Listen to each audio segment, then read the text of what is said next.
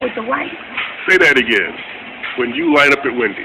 When I line up at Wende, yeah, the white officer is on. I'm not lined up right now. The officer is on the right-hand side, and the black officer is on the left-hand side. It's segregated. Now that says everything. That says so much. I didn't even know it, but I just. How many black officers are there? If I had to guess, I would have to say a percentage, maybe a 25%. It's more than it. I've been to other prisons, so it's more at Wende than I've ever seen. It's not a really big prison, so I would say about 20-25% out of 500. That's amazing. How long have you worked there? At Wende. When did you start? I was transferred into Wende.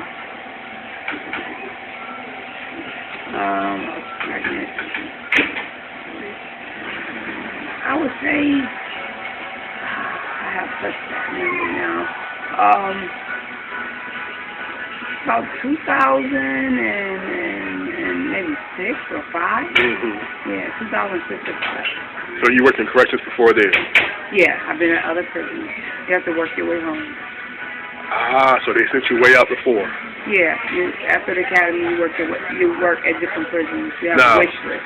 What was your first year? What was your first year? Your first prison? My first prison was Bedford Hills. It was a maximum female security prison.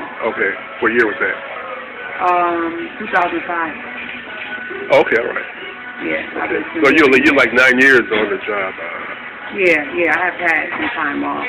Yeah. Okay, all right. Okay. So when did you first start having trouble? Was it at Wende? No, I would say it was at Groveland. Groveland was a prison about 2.5 hours away. And actually, I would say it was at 5 points where it was another officer I befriended that I was warned not to be friends with because she had got into a physical altercation with the officer of the opposite race on duty, on camera, and she got injured, and no one would swap with her. We had the thing that we swapped. What do you mean? Oh, what do you mean? Like you want to take days off? Yeah, right. I got you. So that's one of the benefits for working in corrections. You get to swap, and no one would swap with her, but I didn't really care about that. I swapped with her, you know. And I think that when I transferred, our plan was to do 2s and 4s. And when I transferred to Groveland, she followed. That was our plan to get back home. Transferred to Groveland. I didn't even know I had a problem until one night the sergeant told me to watch my back. And I started sharing things with her, the things that happened to her, and we have common names like Jackson and Williams, and I think they got us mixed up. But he told me to watch my back, and I was working in the night shift where I'm locked in with 89 inmates. At Groveland, half of the population there is racist and stuff. So he told me to watch my back in such an aggressive manner that not watch my back in a good way of an officer, from a supervisor to an officer, to watch my back from him. Right. During that time, they gave me, they didn't know when I transferred in, I had some more probational period to complete. Right.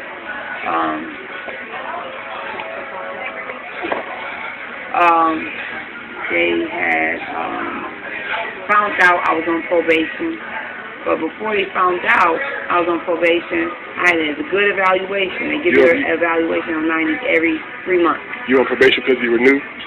Yeah, I was on probation because actually when I came into the academy, I had some deaths in my family and it was too much.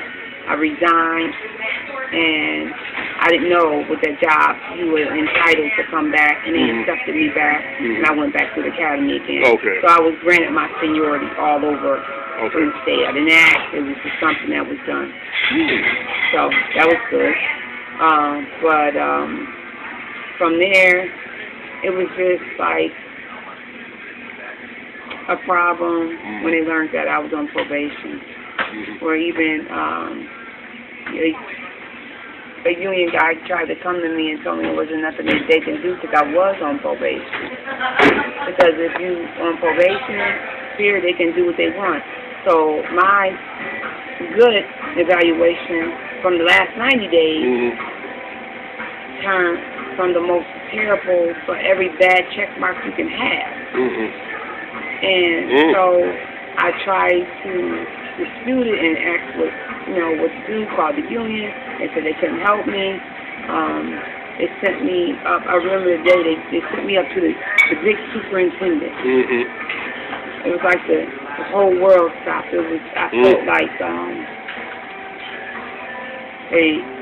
I felt like everybody was watching me going, like I was dead man walking, going up here. It was really serious. And he sat me down and he let me know that he uphold his officer, and it wasn't including me. And that evaluation was not going to be changed. I soon got a transfer out of here. I didn't know where I was. My aunt going to Elam, knew Arthur O'Keefe, and we had to take it outside the jail. Called the union said they couldn't do nothing. Arthur O'Keefe called the president of Western Region, October. And from there, as time went on, less than a month, I got a call from the depth of security from that jail telling me that he knew that it was false what was wrote about me, and that I would never that report would never be seen in my personnel file.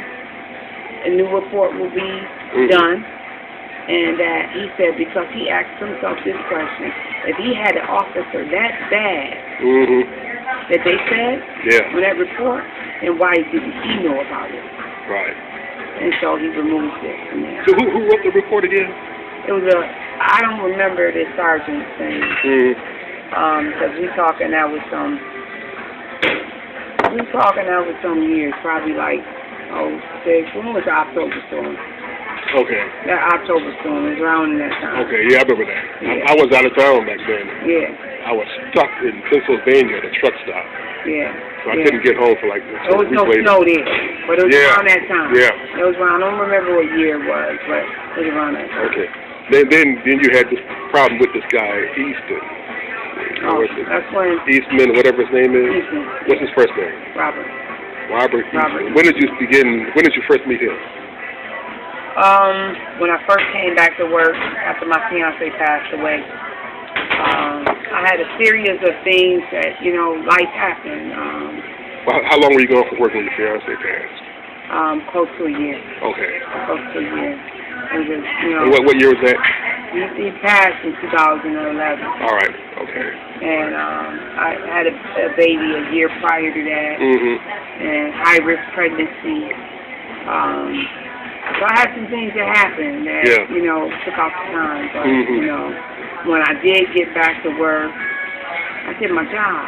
That's it, Right. I met Eastman. I was awarded this bid. I learned that I can bid when I was off, and I did that. So I was awarded a bid. So I'm so happy. Yeah. I just lost my fiance, somebody that I had everyday conversation with. So I needed stability that helped with my life. You know what I'm saying? Yeah. I went back to work, and Eastman was upset. I had an officer got my number to the arsenal, which was kind of illegal. I didn't give him my number, but he was, just trying to talk to me, let me know what was going on. And that's when I first heard of Eastman. Never met him. Right. Then I got a chance to meet him, and it fit what everybody was saying about him. A lot of people feared him. Good. Because what were some of the things they were saying about him? How he wrote everybody up for every little thing, and he broke the rules uniform code. Wearing, you can't have certain things done. Like he used to have creases, like not iron, but sewn creases and stuff, with special hats, different type of stuff like that. And he would just do what he wanted to. And his best friend was my supervisor. Was he a military guy? Was he ever in the Marines or something, or the Army or something like that? Yes. That's what it sounds like. Yeah. You know, yes, it's one of those. Thought about that, about the lineup thing. I didn't really realize. You know what? Yeah. You know what it is? What? You don't realize a lot of things until something happens to you, or you're in a situation and something happens to you, and then it comes back later. And then after we talking, and I've been through so much, and I knew it wasn't right. Right. But I just went on like everybody else. You know what we had? It reminds me of when I was in high school. It was back in the early 70s. When I got to 10th grade, when I was in 9th grade, we all mostly ate lunch together. It was just because we were in a separate school because the school was overcrowded. South Park was overcrowded. So they put the 9th graders in School 57 on Abbott Road. And it was like that for a few years.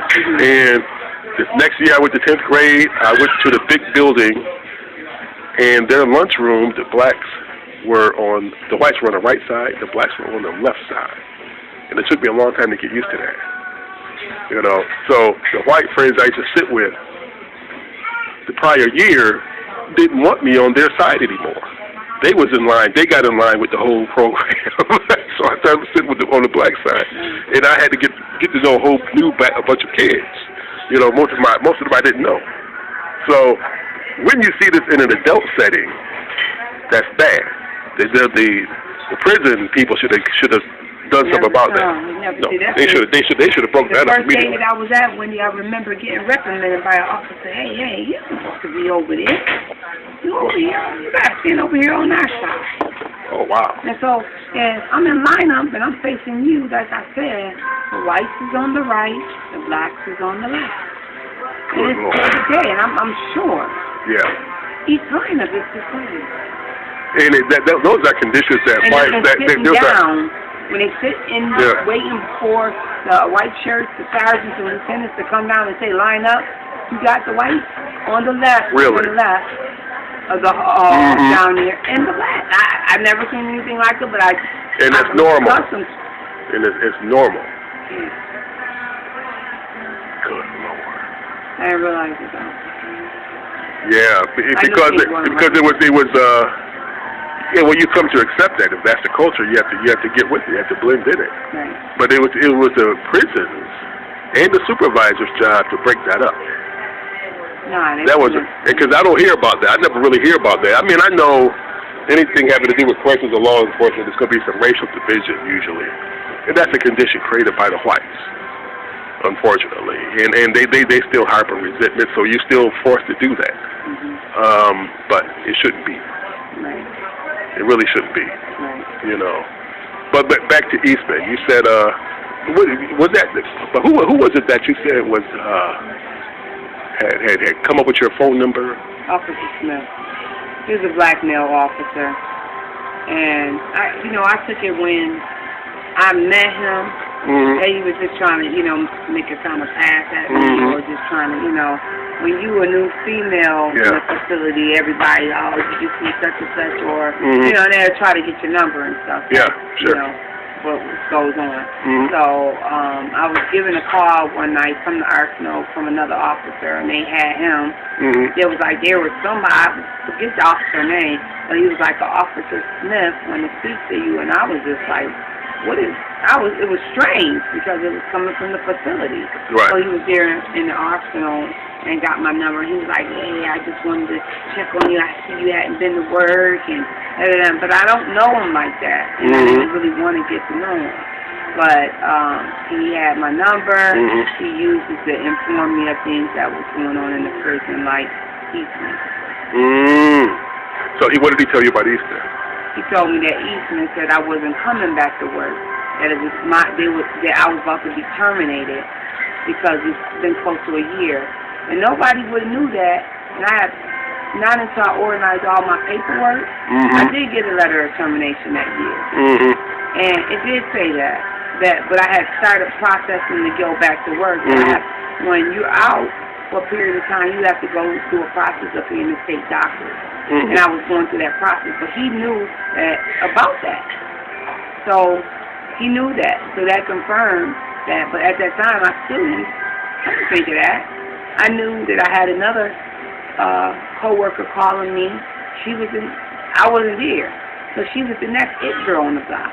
When I say person who's being harassed, and I felt her pain, even though at times I didn't want to take her call because I know what she was going through, the harassment. She called one time crying. What girl was this? Her name was Jones. And she wound up resigning. She just quit. I didn't believe that she was going to do it because we both said that. Maybe we're going to quit the job because there's so much stress. Black or white? Black. How long has she been there? Jones been there the same time. Probably I got a year over her because they gave me my seniority year back. So she wound up quitting, 11, and probably in 2012 or 13. You know what they did to her? Yeah, they accused her because the inmate, you can't talk to black inmates. They accused her of having a relationship with an inmate. And then when they didn't find that, they kept harassing her. She was talking to the EAP. I know she had some situations with her dogs, or something one of her puppies that died was serious. And this one sergeant kept riding her. And wouldn't let up. And it just continued from there, where she would call me crying, and she couldn't take it no more. She left. Good Lord. So when did she resign? I believe that was late 12, or maybe 13. So what do you mean you can't talk to black? You can talk to white inmates? You can't, or what is that? With a black female in a prison is a black inmate. If you was an inmate, you come over, they want to know what you talking to me about. Okay. You understand? Yeah. Because they would think that's something else. It's been well, you know what? Have been others having relationships with them. I've been an inmate before. Okay. I'll get with whoever I can. If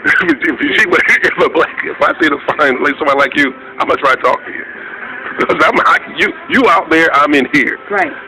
You know, I can't share a cell with a female. Right. So I'm a get, and I admire those guys that impregnate 5 female guards and all that. Yeah, that's going down. I don't know how he did. But the thing, he got some game, boy. The thing is, I couldn't believe so she didn't do what they said she did. And they was making up stuff. They do that anyway. They made up stuff. That's their modus operandi. Because they made up stuff about me. Like I'm having a relationship with this officer that saved my life. I haven't even gotten back on the horse. He saved your life? He saved my life from me being attacked from that inmate. And they say you haven't seen, so he must be having a relationship with you from their state. Yeah, they said that we concocted. I left work that day with a knot on my head. I went to the hospital. It was noted. I was shaking. I couldn't even fill out no paperwork. The sergeant witnessed that. The nurse told him I was in no condition. They couldn't release me to drive. They had to call somebody or drive me home. I said, call my mother. I want my family call. My mother's older. Yeah. They have to put a code in that phone. She said, you want me to call your mother, or do you want to call her? I said, let me speak to my mother. If my mother would have heard that it's been something at the prison, I don't want my mother to have a heart attack and die from that. So my mother and my son came and got me. At that time, I also had an additional son because I'm a foster parent. Okay. And I had a foster son that came. They seen the knot on my head. I experienced after that a warm feeling in my back. I knew it wasn't right. My knee was hurting. My neck was hurting. I had prior injury, but I knew something. It's like a feeling. And my mother came and got me. They seen the knot on my head. I didn't think anything of it. I told them what happened. I waited with another guy who walked me to the car. to my mother. And there it all began to be lies. Because the sergeant, I was going to write the inmate up.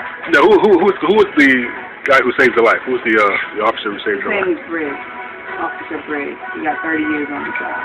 Black or white? He's a black officer. He wasn't a regular officer in my work area. I don't know him. Yeah. I've seen him in past, and we work a different shift. I work 5 a.m. to 1. I have to be punched in at 4:45 a.m. I don't know. I guess he worked at 7 to 3. I'm in the secluded area, which is the kitchen. I have keys to get out when I need to. One officer controls when I get out. Okay. He's in a different building. Yeah. He got 30 years on the job. He's working with the handicap. He's sitting lovely over in that building. I guess he happened to sign up for overtime. He didn't know where he was going. Yeah. He happened to be in that mess hall. And what was the inmate's name who attacked you? Walker, I don't know his first name. Gerald Walker, yeah.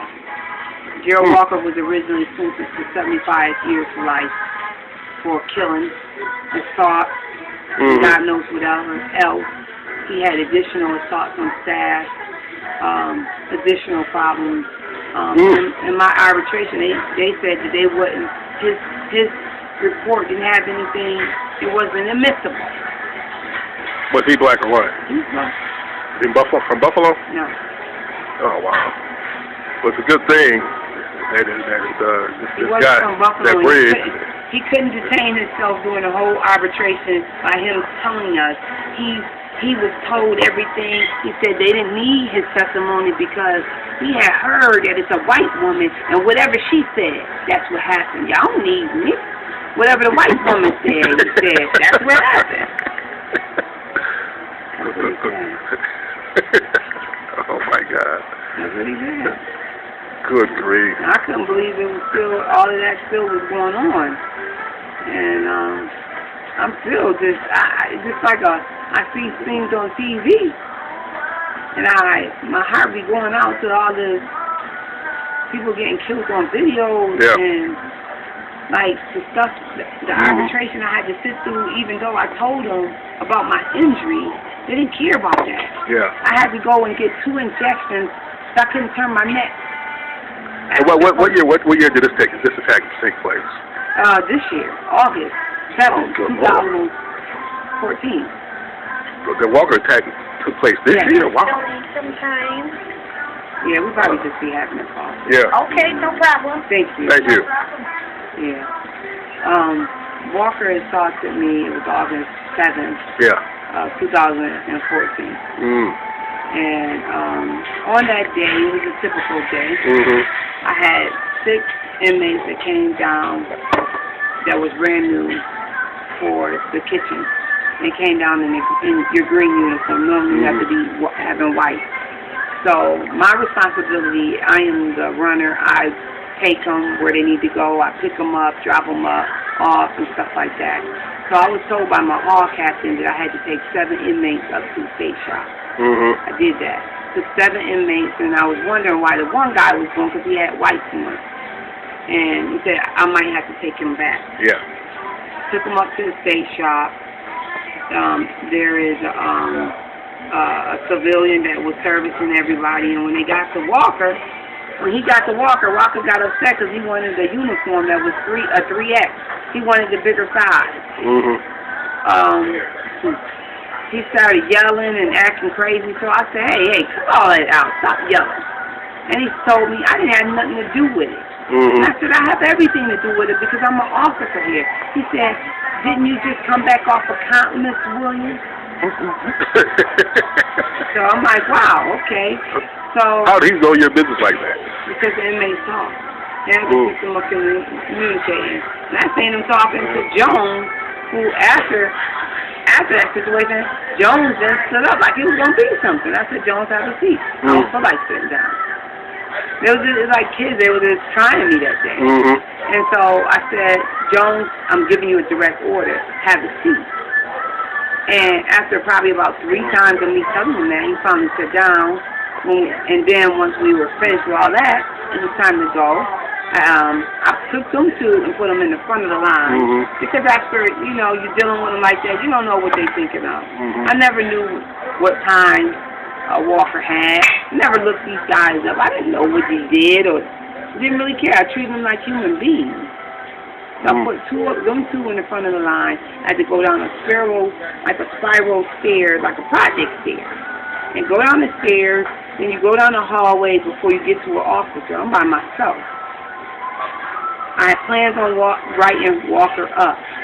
Nothing serious, but for him causing the disturbance and fell in a direct order. Yeah. When I got to the officer at the desk, that's called the square. He told me that I had to take half of him back to the block and half he was going to take to the mess hall. You don't have a lot of time to stand around and decide stuff. Okay. Even though I was going to write up Walker, I did what I was told. I took about, I believe it was 3. And then Walker was in that group that went back to the kitchen. But Jones was in the other group that went back to the block. Yeah. So I took him back down to the block. That's the farthest block. Yeah. At the end. Right. Took him back. Had to do my pickup too. So you have to wait till you don't get them quick.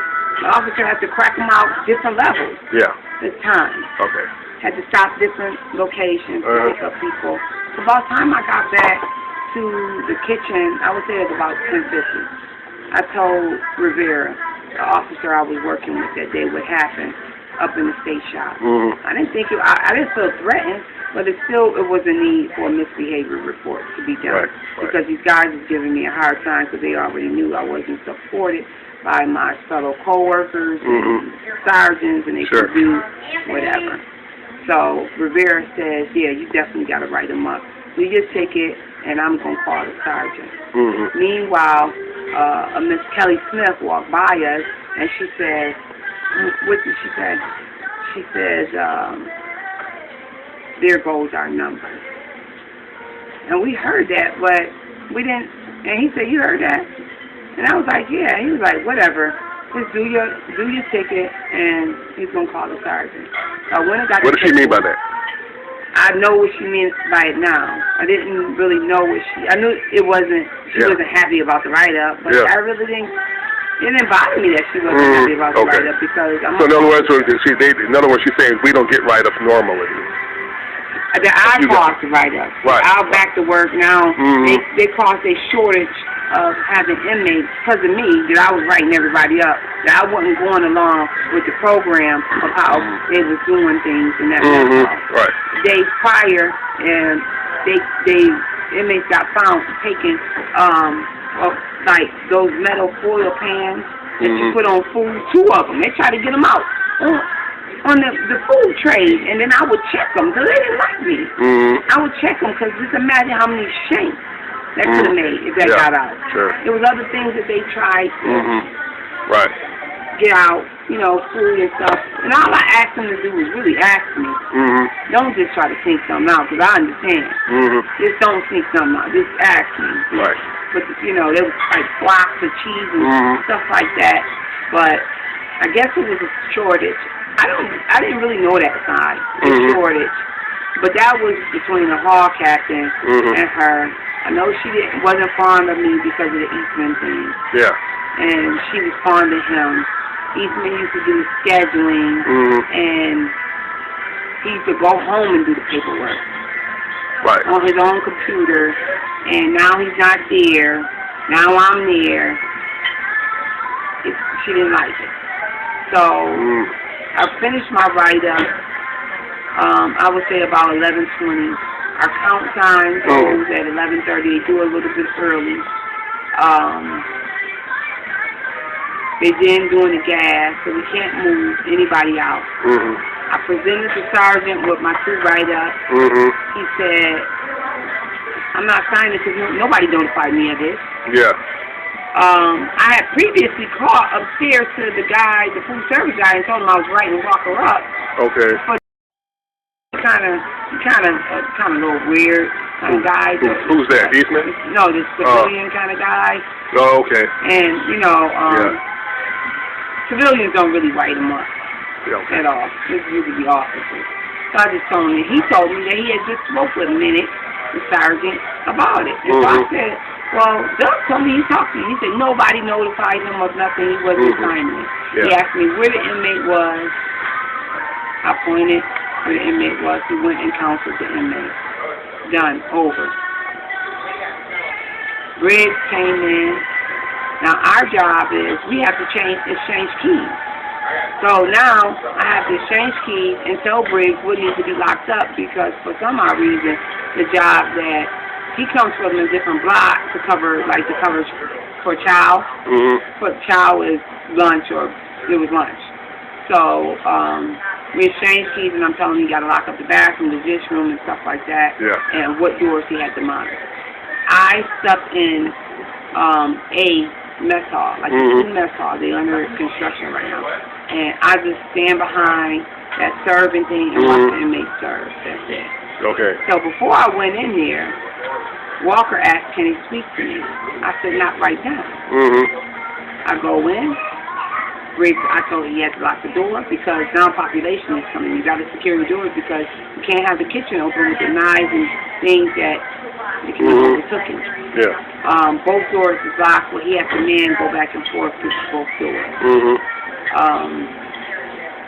That lasted. I go home, my release is supposed to be, matter of fact, I don't have to have a release. Briggs is supposed to be taking over my position at a certain time. I don't even know, it wasn't even like that before, but they changed it around, like when I was off. Right. So, I would say about 12:45, I had to go to the bathroom, telling Briggs, okay, we exchange keys. I need a key to get in the bathroom.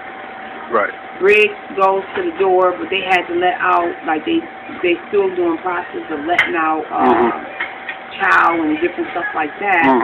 So somebody was at the other door, at the other kitchen, I guess, another serving area. Okay. I go and, no, they wasn't at the door. They needed to be let out. I let them out, locked the door back. Walker then asked, can he speak to me? I said, you better make it quick because I'm getting ready to go home. That's about 15 minutes. I'm looking forward to going home. I got that feeling, you know, my shift is over. So he's like, okay. When I said, better make it quick, I walk over going towards the bathroom, which is the CO's desk. Officer was standing there. I always let him know when I'm going to the bathroom. I let him know I'm going to the bathroom. But I'm, in a minute, not about to really even speak to Walker because he was talking to somebody else, trying to take his time. So I told Tangway I'm about to go to the bathroom, stood there for a few minutes, and I stepped into the hallway, so I turned around looking, and now he's coming. He started coming towards me, and I'm fully in the hallway. His body is in the doorway. I said, what is it? He said, I want to ask you a question. I said, what is it? He said, why would you write me up on something that you had nothing the fuck to do with? And that's when he grabbed me by my sweater, pushing me back. I went back about 4 to 5 steps, 3, I don't know. But I know I went into a metal cart. The metal cart tipped over, went to something else. He was then on top of me, still had me, held me like this. I held his hands, and we were struggling, and I didn't want his hands to go free because I didn't want him to punch me. I wanted my teeth. I wanted to go home whole. And before I knew it, I heard Briggs come. I didn't know who it was at the time. I heard somebody come and yell, get off of her. Good Lord. I took he was on me. I took my hand and I moved his chin up, pushed his chin up, trying to get him up off me. Briggs was using his baton. He caught a couple strikes in his head. I got loose, and I know I was in that. It's a 2-shelf cart that I was in. I got out of it. Everything happened so fast. I'm trying to pull my pen. I know somehow I got hit in the head. The state want to say that Briggs might have hit me in the head, but I know Briggs didn't hit me in the head because... Why they want to say Briggs hit you in the head? Because he used his baton. Okay. If you get hit in the head with a baton and you have a knot, you would have some type of cut. Yeah. Yep. Yep. I got hit in the head. I can't even tell you how because it was a struggle. Right. It went so fast. Yeah. I know it took me 5 times to pull my pen. My waistline is not that big. I keep my radio on my left side. It took me 5 times to try to pull my pen, and after the 6th time, I was successful. I pulled my pen and got. They don't give you guys guns? Huh? They don't give y'all. They don't give y'all guns? No, because any weapon they give you can be used against you. They don't find in no prison. Okay. Definitely not. Okay. I had a baton though. And when it was all said and done and over, I did pull my baton, but I didn't use my baton. I didn't have to use my baton. I was backing up. I'm fearing for my life. Yeah. I'm trying to squeeze this dude off of me. He wasn't totally down. Briggs in, grabbed him, got him down to the ground, and that's when the responding team came. And now he's down. Yeah. Then they cuffed him. Then the sergeant wanted to know how we going to get out of the area. Because you got 2 kitchens, and the nearest one was in that hallway, like you got the bathroom, and you got that other, but you can't go where the population, you wouldn't want to go that way. But I said to him, like, I got the keys for this door, and we was going, they were off, they had them cuffed, we were going to go to that door. And I went to unlock the door, and he's like, no, we can't go through there, it's a full population, because we didn't know how going on. I didn't know, because I wasn't in that mess hall, I was in the other one. So I locked it, we went back towards the dock, we took the dock door, and we walked over to the hospital. He was examined, I was just examined. I didn't even know I had a knot on my head before another officer came. I know I was shaking. I filled my report out. The nurse said she's not in any condition.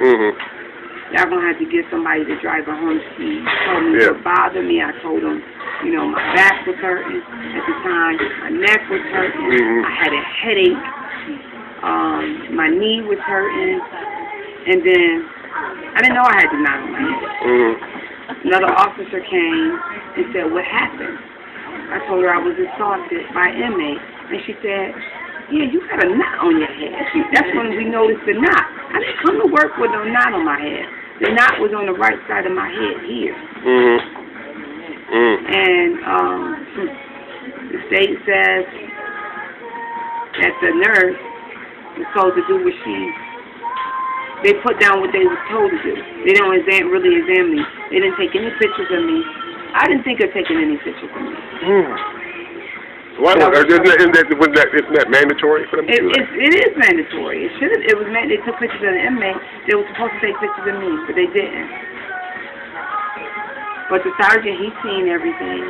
When he testified at. Sergeant who? Man. What's his full name? Minute. Minute? I don't know his first name. He saw the whole thing. Did he testify to it? He's seen my injuries, and he testified that I didn't appear injured. But he knew when that officer Monroe came in and she noticed the knot on my head, and that's when he told the nurse to help me with my paperwork and make sure they include the knot on my head. He had been in that mess hall and seen me earlier on. He knew it wasn't no knot. They tried to say that that Briggs and I was in a romantic type of relationship, and he beat me up the day before, and I came to work like that. Oh wow! I never even seen that one coming. Yeah, that's strange stuff. That's crazy. Yeah, that was. When they said that, I was so. So why would they lie on Briggs like that? I mean, they didn't like him either. No, I didn't think Briggs had a problem.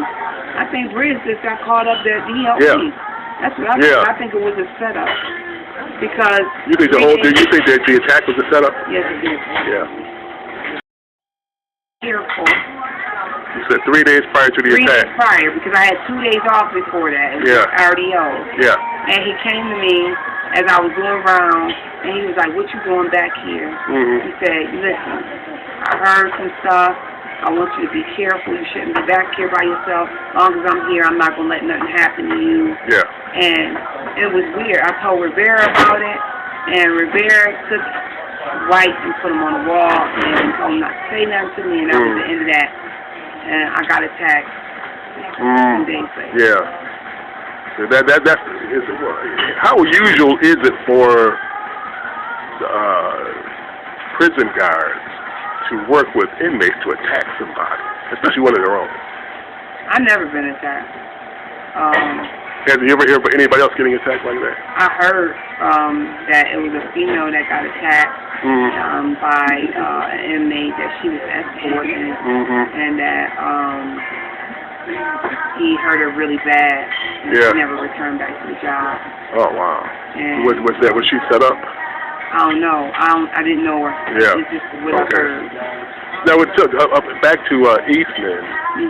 Your problems with him began what year? November of 2012. A couple of years ago. Yeah. And of course, you had heard about he had a reputation for being a hard ass or whatever. Oh yeah. And now he's investigating. He's part of investigating my attack, which they're trying to say my attack wasn't an attack, that I was the attacker. Yeah. I'm 5'6", probably about 146 pounds. But he kind of took a demotion because of he went off with another black female who was married to a cop or something like that. Yeah. Yeah, he did. Yeah. That's the only time that they reacted is when he went to somebody else. They didn't do anything. They didn't do anything when it was me. Because sometimes a person has to have like family in the department or know somebody, or I don't have family in the department. Yeah. I don't know many people in the department. I'm the first person in my family to be a correctional officer. I originally was to be a police officer.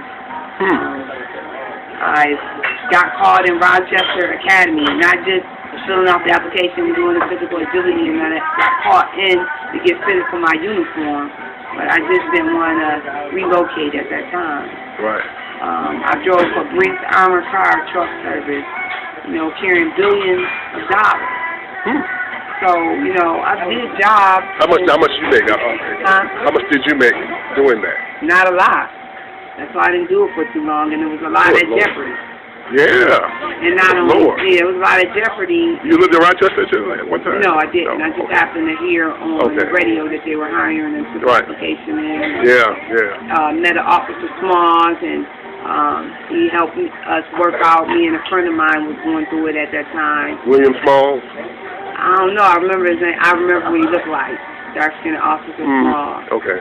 Yeah, and he was a good influence. Okay. And helping me work out to try to get the job, but at the time I was already in corrections, so I didn't want to start all over and relocate my family. That's the only reason why I didn't take it.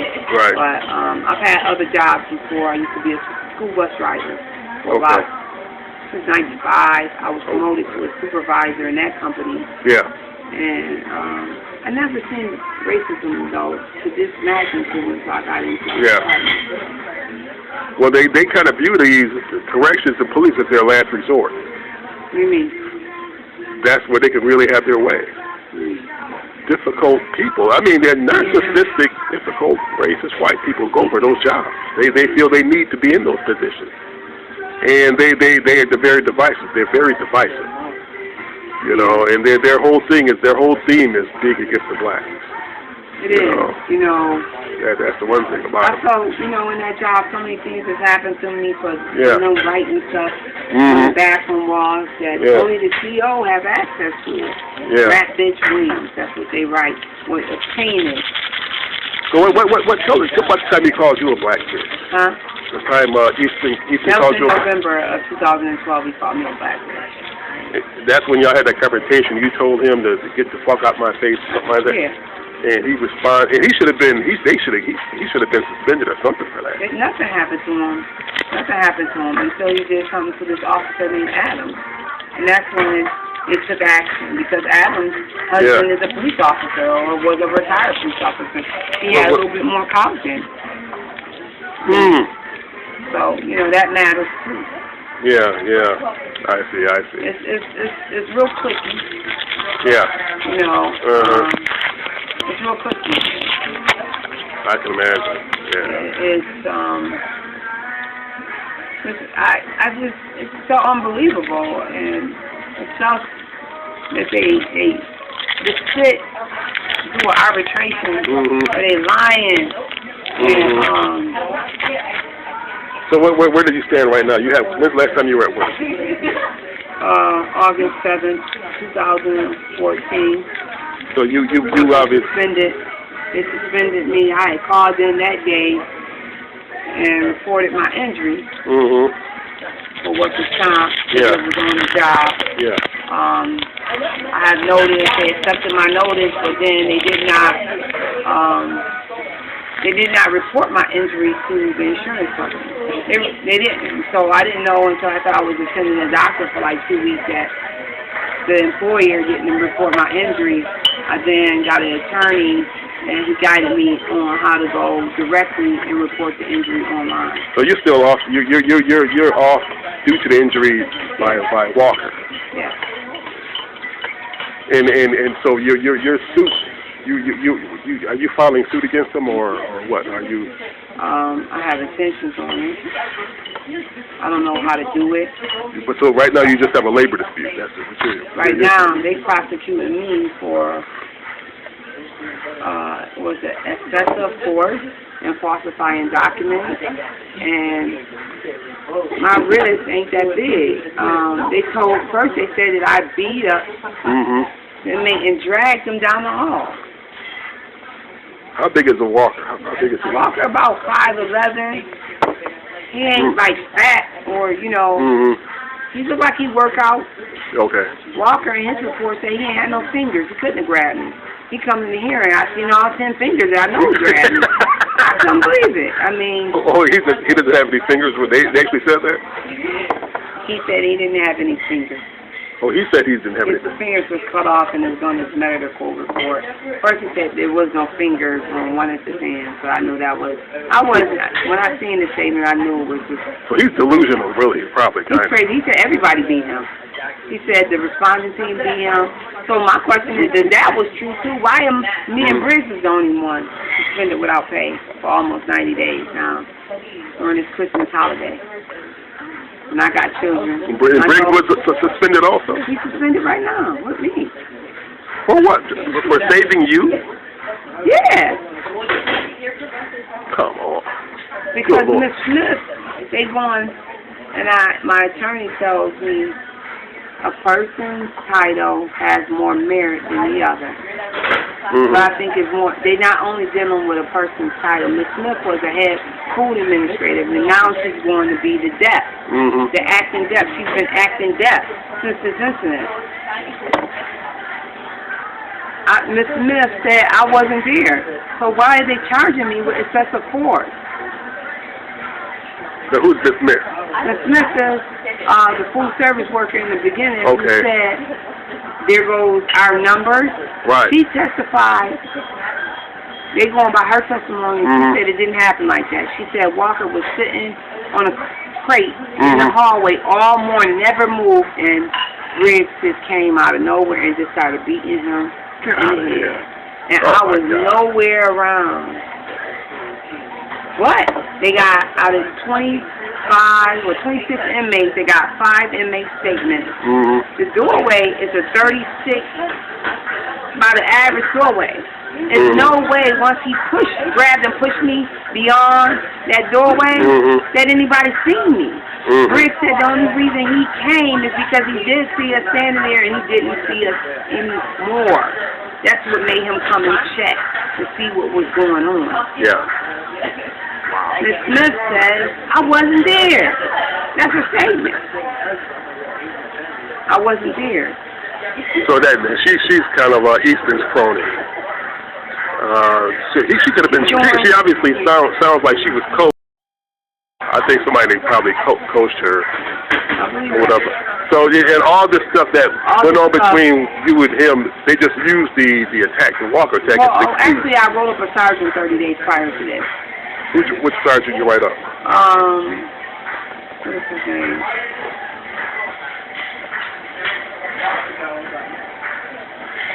It's going to come back to me. I see his hair.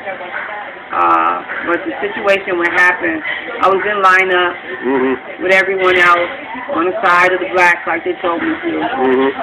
And he said, William, when he called, I don't even know what you're here for. And I was like, looking around like he did this in front of everybody. Yeah. Why is he degrading me, doing me like this? And then he was like, go up to the planning lieutenant. I was supposed to be there at another time, and I know it wasn't true. Went up to the planning lieutenant. Planning lieutenant office was closed. Went back down. They have a window right there that they have open, and they talk. And he was talking to another officer about me. Saying that I didn't know what the fuck I was doing. I was incompetent. I was supposed to be there at 4:45. At the time, I wasn't on that schedule at 4:45. So he, when he seen me and I heard them, I wrote it up. But before I wrote it up, I talked to the EAP. Who I always been talking to the EAP, trying to get some help about the things that was going on. She said, you got to do something. You got to put something in paper. She said, you don't go out of jail. Follow, it's a chain of command. And I wrote the captain. Nothing happened, and that's when my supervisor, Sergeant Minute, started treating me really bad. And he wouldn't sign that report. Now, why were they treating you? Why was this other guy talking to you like that? These supervisors were treating you bad? Because they all stick together. So I wrote the one sergeant up. You don't write a sergeant up. They will stick together. Okay. It don't have to be personally that sergeant, but because I wrote that one sergeant up. Just for talking to you like that? I'm sorry? You wrote him up for talking to you? Yes. Okay. Yeah. All right. Okay. It was harassment. I mean. Yeah. Right. I wrote it up. I regret it because I didn't want no problem. Yeah. I mean, this thing just took a toll. Well, it sounded like they were trying to press your buttons. I don't know what they were trying to do. I was just trying to.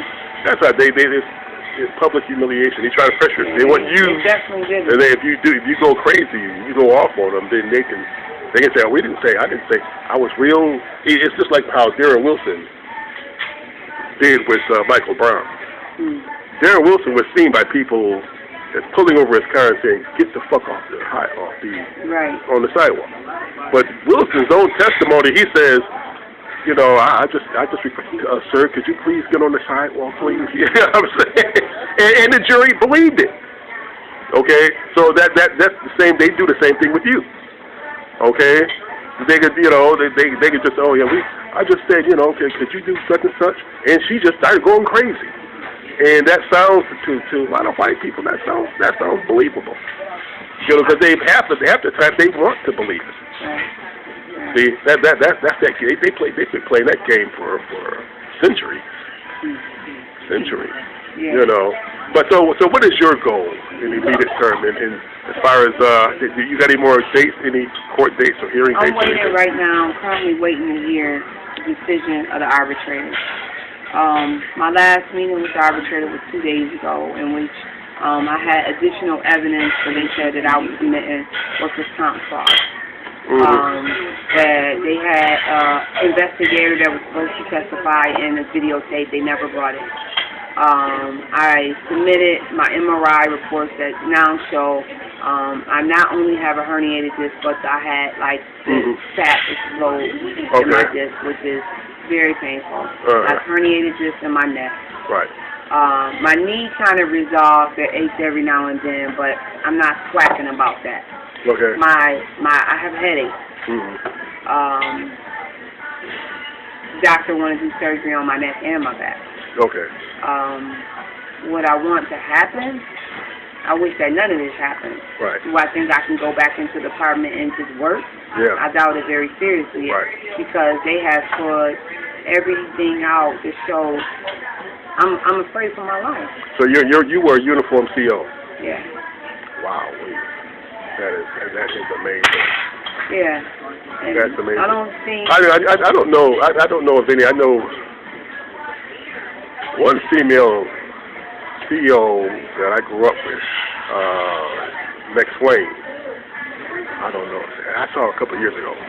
I'm trying to think of her. Patricia McSwain. Was it? Patricia who? McSwain. I don't know. Okay. I don't know where she works at. I don't know. You may not have met her, but that's bad. That's really bad. However, you know. So how many hearings have you had between now and? They had closed it on the 3rd hearing, and I never even seen Ms. Smith. I never even seen the lady testify against me. Where was it at? Where the hearings been?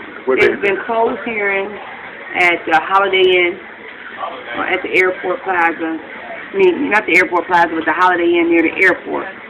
By here? Yeah. They won't let my mother in, and a community activist. Really? They won't let them in. What community activist came? No, it's just a small community-based program. I forgot, Grandma.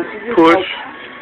She's real small. Grandma's, I can't remember the name, but she's a friend of my mom. And she's been very supportive just to help me.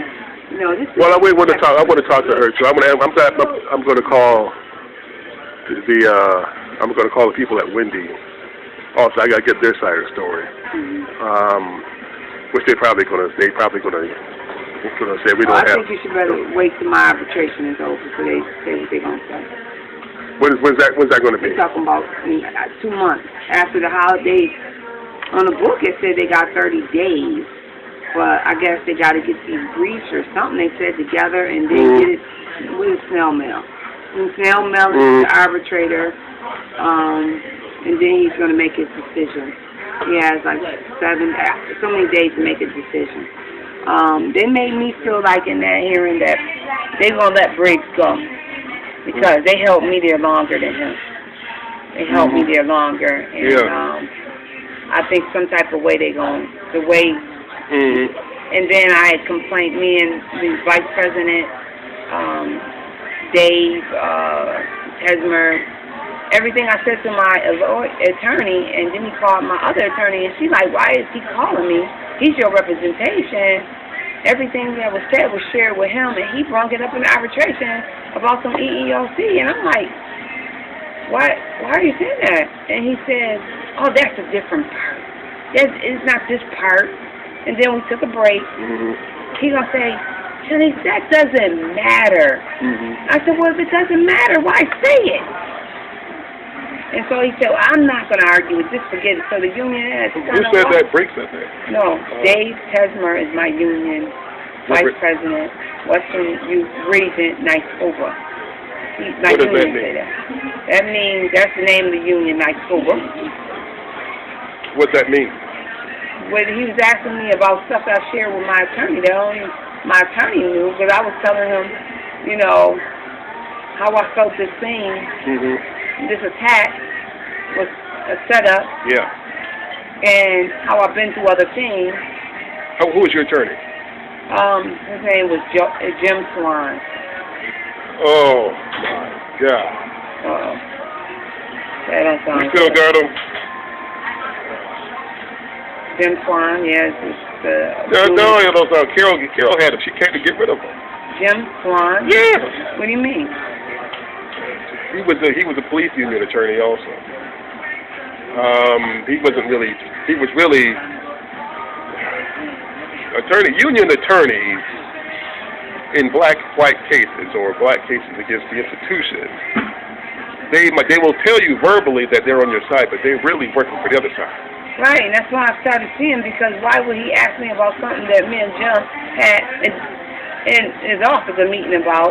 Yeah. Then Dave, he would kind of show me who's in charge by telling me every time I met with my attorney and everything that was said, he know everything. So I said, so it's no lawyer, attorney, privacy, or it was nothing. But the thing is, I felt that Dave, my union, was in the bed with the company, with the state.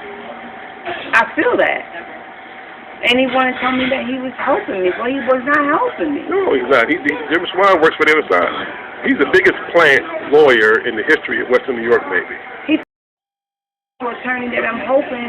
He took copies of your EOC papers. Yeah. So you still have? Were they your only copies? Are they your only copies? No, but I got my copies, but you don't want to let a person know where you're coming. They see when you. I didn't know the way the EOC told me is like the document I prepared. It was like 7 pages long from the very first time. I got a book. I kept a book with date, time, who was around, who did what. It was other officers that I haven't. We will be here all day that I didn't told you that sexual stuff that was. You know, I had a Caucasian officer that used to bring Victoria's Secrets in. He wanted to see me in that. I even had a black officer tell me he said, "Oh, I heard you. I went out on a date with a guy, and that he was going to tell everybody because I didn't go out with him. That he fucked me." That's what he said. And I said, why would you say that? And this guy, I've known him in school, in high school. But when you're in that job, it changes you. Who is this? What's his name? He's got a big family. Yeah. He got a big family. I don't want to really disclose his name. Okay. Dealing with. Got a big family. And, good Lord. So how much sexual harassment have you undergone there? When you say how much, you mean for how many people? Yeah, both. How many people at our office? 3 male. 3 male. 1 white, 1 and how many? 2 black. 2 black. And how long did this go on? When did this start? When did this begin? Every time I see him. One, the white male, he retired. Yeah. You know. Then also at the prison, they put, pictures of swimsuit ladies all on back of a clipboard, everywhere in the bathroom. It's just that type of environment. Right. You know, I know there's other officers that have suits going on. I know of a white female officer has a suit going on for sexual harassment. And see, when you follow suit and have things going on, nobody will speak to you. Nobody deal with you. They make it hard for you coming to jail, going for your stuff. It's really crazy. And then sometimes people just give up and don't want to do a job anymore. Right. I didn't know about things. They picked my arbitrator. His name was Sam Butter. Sam Butter. I don't know him. He's come from. I looked him up. I didn't really get none, but they sent from Queensburg, New York. Okay. And I don't know. I really just what he said to me during arbitration off the record. He said he didn't care about my medical condition.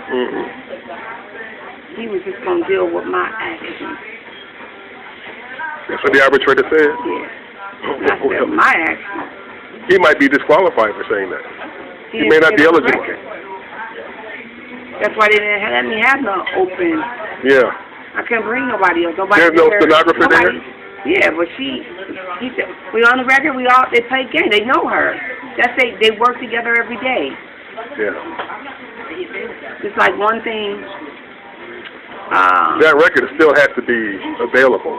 There still has to be a public record somewhere. You had to be. But he did not say that, and then when he went back on record, he fixed it up personally and said, I'm not really going to consider your medical records. I'm just going to work with the charges that's brought before me. That's different. That's saying that different. Well, you can't see one connects with the other. He's saying that he's basically saying whatever works to your advantage, I'm not going to look at it. So he's going to because that's like saying I'm not going to admit that bird has wings, but I will say it flies. Okay, I mean, like I said, white people play those games all the time, and people let them get away with it. They do it right in people's face, and they get away with it. You know, it is what it is. But I want to thank you anyway. I want to.